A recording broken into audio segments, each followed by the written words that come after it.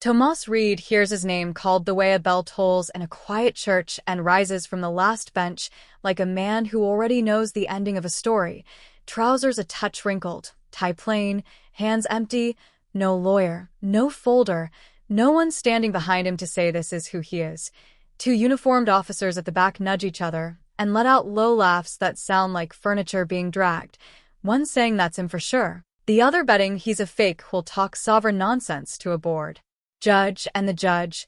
August Caro, gray at the temples, smooth voice, quick gavel, adjusts his glasses, reads the thin file like he's reading off a menu, and says, "Mr. Reed, failure to comply during a lawful stop. Do you acknowledge the charge?" And Tomas replies in the same steady tone he uses to order coffee. "That's what the report says, and no counsel present," the judge asks, and Tomas says, "I don't need one." And the officers at the back grin as if that decision is the punch line they were waiting for. The room is a bowl of waiting air, the kind that hums under a fluorescent light, and the judge decides to keep it simple. "Anything you'd like to say before we proceed?" he asks, and Tomas takes one step forward, hands sliding into his jacket in a movement so slow and unthreatening it's practically a yawn. The one cop flinches toward his holster out of habit or fear or both. And Tomas pauses just long enough to show he saw it and chooses to keep moving anyway. And then he sets a laminated credential on the bench the way a mechanic sets a wrench besides a stripped bolt, neat, inevitable, and says, "My name is Tomas L. Reed, Director of Field Integrity, Office of Professional Responsibility, Federal Bureau of Investigation, Southeast Division." And what happens next is the court's sound shuts off like someone pulled a plug, mouth slightly open, eyes disbelieving, the judge blinking once and forgetting to blink again, the clerk halfway out of her chair as though her body made a decision before her mind did. "You can verify with Assistant Director Delaney or the Inspector General's office," Tomas adds, not loud, not grand, just the way you say today is Tuesday, and the clerk, Darlene Rhodes, 30 years in this room and immune to most drama,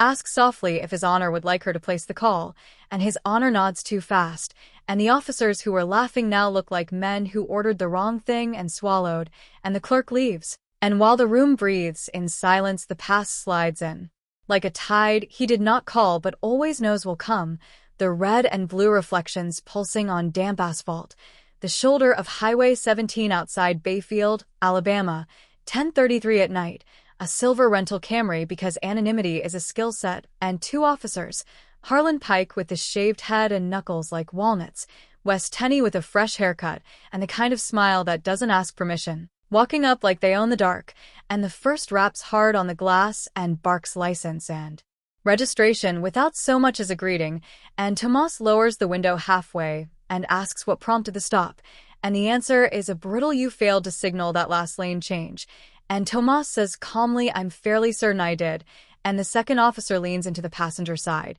and says, "You got something to hide," and Tomas replies no, and then asks plainly, "Is this a traffic stop or an interrogation?" And that's when the mood shifts from lazy to heat. "Step out of the vehicle," the bald one orders, and Tomas hands over his driver's license through the gap and adds, "I'm traveling on federal assignment and will comply with lawful orders," and Pike hears exactly what he wants to hear and none of what he should, eyes flashing with that brittle anger fed by fear and habit, and he repeats, "Step out now," and Wes yanks open the passenger door to add speed, and Tomas says the stop no longer appears lawful given the absence of articulable cause, and the reply is the grab and twist and gravel crunch, the weight on his shoulder, the bruise blooming, the night so quiet you can hear the tiny audio recorder click into life in the breast pocket of a suit built for long drives and quiet meetings. They cuff him, call it refusal, jot down words that will read fine on paper, forget the cameras entirely because forgetting is a convenience they practice, and they bring him to a station that smells like coffee and old paint and hold him in a box where the light flickers as if even electricity is tired of pretending. And they do not offer phone call, and they do not fetch a supervisor, and they do not imagine that the man staring at the floor is imprinting every syllable on that small device, a habit learned across 1,000 rooms where men like him are required to create their own proof. Back in the courtroom, Darlene returns with her notepad and a face that has seen verdicts melt. "Confirmed," she says to the judge without looking at anyone else. "Rank, office, years of service, contact, all of it. And the breath goes out of the room the way steam leaves a kettle when you turn off the flame. And Tomas says, I'm not here to embarrass this court. And I didn't identify myself last night because I was off the clock crossing jurisdictions I oversee, but the stop was unlawful and your officers escalated without cause, and they kept me without rights they're sworn to respect. And I have the audio, and I will be filing a formal notification to DOJ regardless of what happens today. And the judge sits back slowly, as if the chair is about to give way, and whispers, would you prefer to step into chambers? And Tomas says no, on the record, please, and an officer begins a sentence that starts, we didn't know who you. And Tomas holds up a hand politely in the air between them the way you lift a palm to quiet a dog you love, but must correct, and says that's the problem, because the law doesn't depend on who I am, and the judge clears his throat twice, and grants the motion to dismiss the charge, and orders both officers placed on paid administrative leave pending investigation, and the word pending lands hard like a coin on a table, and there are no more smirks in the back row. Outside, in the late morning humidity, he breathes once like a diver breaking surface, and the next calls are muscle memory to the regional evidence liaison for a cross-check on Bayfield's camera uptime, to the Bureau's IT escalation line to lock any logs this small department might suddenly remember to misplace, to Lila Duarte in compliance, with eyes that miss nothing and a memory that arranges chaos into sequence. And to Owen Sears in digital forensics, who speaks sparingly, but makes servers sing. And while he's dialing, he's rolling through what he already knows. 6 outages in 10 months, all during stops involving Black or Latino residents. Not one glitch during training exercises or white traffic stops. 2 previous complaints marked unfounded within 12 hours of filing, and a sheriff, Walter Red Porter, whose file reads like a football coach who aged into a badge and let inertia run the district, and a deputy named Cassie Moran whose internal emails suggest she learned to swallow questions whole until they stuck in her throat. Sheriff Porter hears via the judge before he hears via his own sergeant, and he slams a palm flat against the desk and swears with the weariness of a man who recognizes his own role in what happens under his roof, and he asks his deputy, why the hell didn't anyone tell me he was FBI? And she says maybe because no one asked, and he looks at her and recognizes the scald in the truth and says fine. By noon, Tomas is at the Pinecrest Motor Inn with a laptop open and a folder of requests in legal language sharp enough to cut, and the email from the department arrives on cue. Body cam footage from the incident on May 14th is unavailable due to technical malfunction. We are reviewing maintenance logs, and he takes a breath that is not surprise, only confirmation, and forwards the message to Lila with a single-word pattern, and to Owen with a single-word pull. Down at the department, the IT tech, Ravi Patel, the kind of quiet that holds buildings up, gets a ping from his chief to check the logs, and he finds access entries that stutter, a deletion that wears a smudge where a signature should be, timestamps that do not match the hour reality remembers, and he prints the audit trail and places the paper into a manila envelope because something should still cross rooms in human hands, and he brings it to Moran, who slides it into a desk drawer and locks it as if it's a secret you can keep from the storm already leaning against the windows. The next morning, Tomas walks into the department in the same suit as the day before because sleep is a luxury he gives to men who aren't in someone's file, and the front desk officer stands up as if to salute, and then thinks better of it, and simply says Agent Reed, and Tomas nods and goes straight back. And he taps once on Porter's door and enters without waiting for an answer because sometimes authority is a courtesy and sometimes it's an emergency break, and he places the audit trail on the desk and says you have an officer who accessed and deleted camera logs the night in question, then again in the morning before arraignment, and you have 24 hours to hold his badge and service weapon for our team, and Porter doesn't argue because there is water in the boat and pretending otherwise won't keep it afloat. By Wednesday, 2 black SUVs with inconspicuous plates roll into the back lot and stop like punctuation at the end of a sentence, and Lila Duarte steps out in a navy blazer and hard shoes and a face that has carried ugly truths across state lines, and Owen Sears shoulders a pack that contains more tools than a hardware store, and inside the station the air thins. Lila requests disciplinary files, complaint logs, training manuals for use of force and camera policy, and she reads the dates and then reads them again because the policy is 4 years old and still being stapled to the wall, and Owen is in the server room with Ravi, reconstructing what someone believed could be erased, pulling shadow copies, scraping residuals, doing the uncomplicated magic of refusing to let lies sit down. And in a small office near the back, Cassie Moran pulls a cluster of archive complaints onto her screen and says these read identical to each other. Non-compliant, verbal aggression, camera malfunction, like a rubber stamp, and Tomas's culture is just repetition with permission. By mid-afternoon, Owen taps on the glass and hands Tomas a headset because he has found a 1-minute audio segment surviving like a seed under cement, and through low hum and road noise come the voices that will be played in rooms that smell like wood polish and denial. Where you headed? Can't say. You can't or you won't. Federal protocol. You think you're above the law. The door. The yank. The gravel. The grunt. It isn't everything, but it's enough. In Porter's office, Lila lays training manuals on the desk like fossils and says these are outdated and ignored, and Porter rubs his eyes and says we are going to update those, and Lila says you're going to now, and Tomas says, as of this hour your field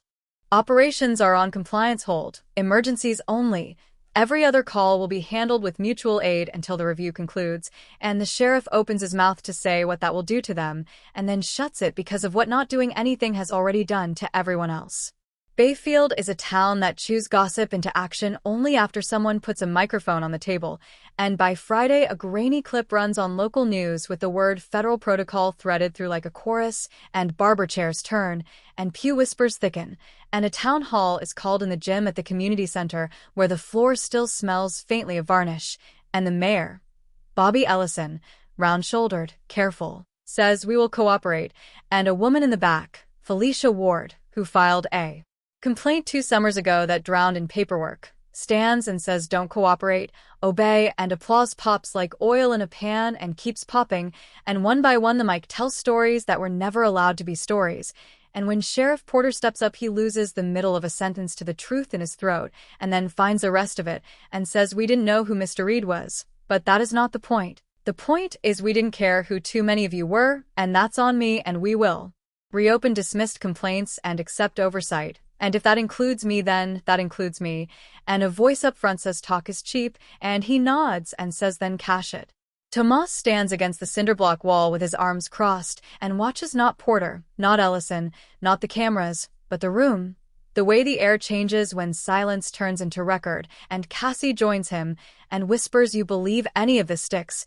and he says I believe momentum when it's louder than habit. Monday morning brings a meeting at City Hall where the chairs are too soft and the stakes are not, and Tomas drops a folder of preliminary findings on the table, 5 confirmed policy violations, 3 falsified reports,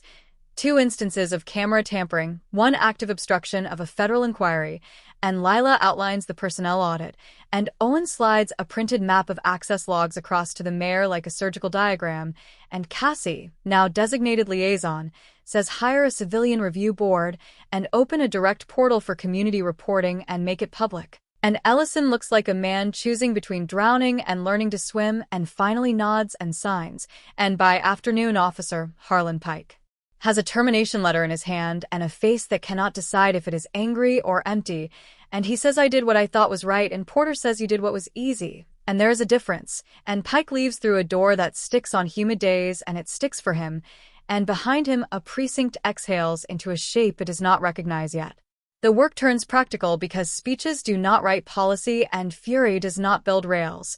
Lila drafts a revised escalation protocol and a mandatory cam activation sequence with disciplinary teeth and an external audit schedule, and Owen installs a third-party mirror that writes footage to a state server no one in Bayfield can touch. And Tomas meets with a district judge to arrange an automatic review queue for any case generated by the department in the last 18 months, and Cassie sits with Felicia Ward and 2 other residents and listens without defending, and Porter convenes roll call and says you are either in or you are out. There is no middle, and 3 officers hand in badges without being asked, and the building feels both lighter and full of holes. There is a moment at dusk outside the station when a group of high school kids walk past still in practice jerseys, and one of them, a boy in a blue hoodie, looks at Tomas and nods once. Not the nod that says celebrity, not the nod that says fear, the nod that says I see what you did and I will remember, and Tomas nods back because recognition is a kind of contract. When the DOJ representatives fly in for the formal start of oversight, they do not bring sirens or statements.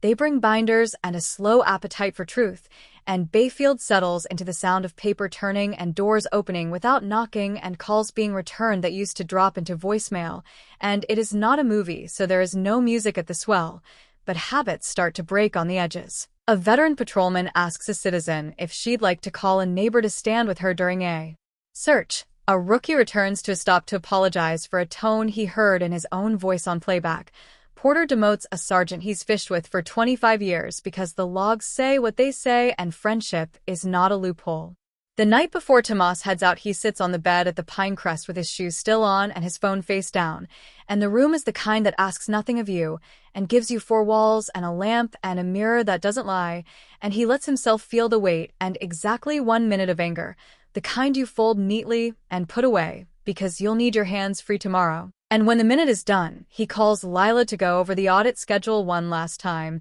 and Owen to confirm the off-site backups, and Cassie to remind her that pushback is proof, not failure, and Porter to say you did not fix anything, you began to maintain it, and Ellison to say if you blink the town will know, and then he texts the regional office the same 3 words he has texted after 100 towns that thought they were exceptions, send next location, and the reply comes back before the screen can dim because the line never sleeps. He does not believe in heroes because heroes are stories people use to avoid becoming responsible, and he does not believe in grand gestures because they are the sugar high of governance. But he does believe in a courtroom learning how small it is when the law is larger than its pride, and a town hall discovering that silence is not safety, and a badge being useful only when the person wearing it lets it weigh exactly as much as the people it is supposed to protect. People laughed when he walked up the aisle alone and assumed his quiet meant surrender. All it meant was calibration, as in a scale that had been zeroed, as in a room that would now be measured properly. If you want to call what happened a reversal, you can, but he knows it was an alignment, a push to true north where respect doesn't ask your title before it decides whether to show up. He leaves Bayfield in the same silver Camry, windows down, the air thick with magnolia and exhaust and possibility, and on the radio a talk show host is saying federal protocol like it's a punchline and a prayer, and somewhere in a precinct a rookie officer is copying down a new policy he will be held to, and somewhere on a porch Felicia Ward is telling her son that when he speaks, the record hears him. And in a motel parking lot a man in a wrinkled suit puts his bag in a trunk and checks his mirrors and signals before he changes lanes. Not because anyone is watching, but because this is how you move through a country you insist on making honest.